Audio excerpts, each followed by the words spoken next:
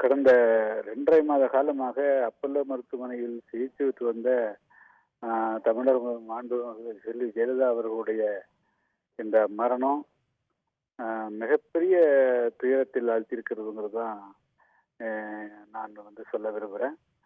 அதாவது நான் 2 முறை அவரை அப்பல்லோ மருத்துவமனையில் சந்திக்க சென்ற பொழுதெல்லாம் நல்ல செய்திகளே வந்து கொண்டிருந்தன. கடைசியாக கடந்த 6 தினங்களுக்கு முன்பு சென்ற பொழுது கூட அவர் எழுந்து நடமாடக்கூடியது, அவர் தானாக உணவருந்தக்கூடிய செய்திகள் தான் வந்த பொழுதுதான் நேற்று மாலை திடீரென்று வந்த செய்தி மிகப்பெரிய ஒரு துயரத்தை விளைவித்திருக்கிறது.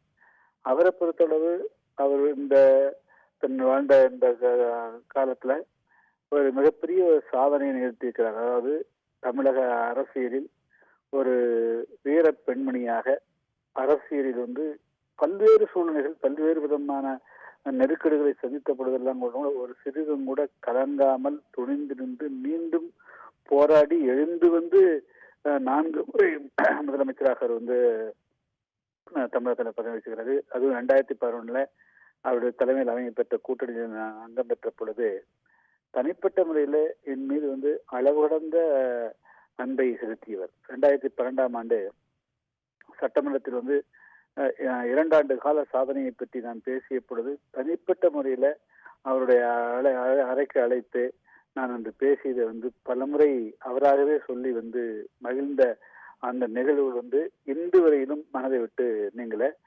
இப்பொழுது அவர் மறைந்து விட்டார் என்ற அந்த செய்தியை நம்ப முடியாது. இன்று கூட மாலை 5:30 மணிக்கு நான் அப்பல்லோ மருத்துவமனைக்கு போனேன்.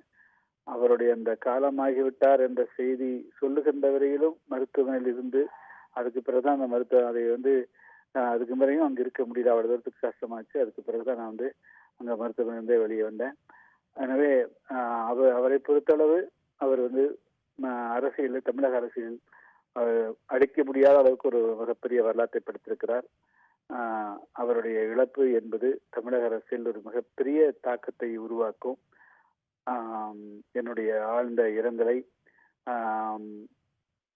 அதிமுக தொண்டர்களுக்கும் அமைச்சர்களுக்கும் சட்டமன்ற உறுப்பினர்களுக்கும் அனைவருக்கும் நான் உறுத்தாகிறேன். அதே போல தமிழகத்திலே அவரை அம்மா அம்மா என்று அழைத்து லட்சக்கணக்கான கோடிக்கணக்கான தாய்மார்களும் அதே போல தொண்டர்களும் அவர் மீது அளவற்ற அன்பை செலுத்தியிருக்கிறார்கள். அவர் இழந்த அனைவருக்குமே, அவர் இழந்து வாடக்கூடிய அனைவருக்குமே என்னுடைய ஆழ்ந்த இரங்கலை நான் தெரிவித்துக்கிறேன்.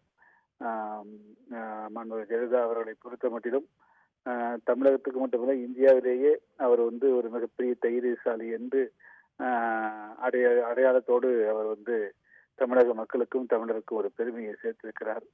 அவர் புகழ் என்றென்றும் நிலைக்க வேண்டும் என்பதே இந்த நேரத்தில் நான் அந்த துயரமான நேரத்தில் புதிய தமிழ் கட்சியின் சார்பாக சொல்லக்கூடிய கருத்தாகும்.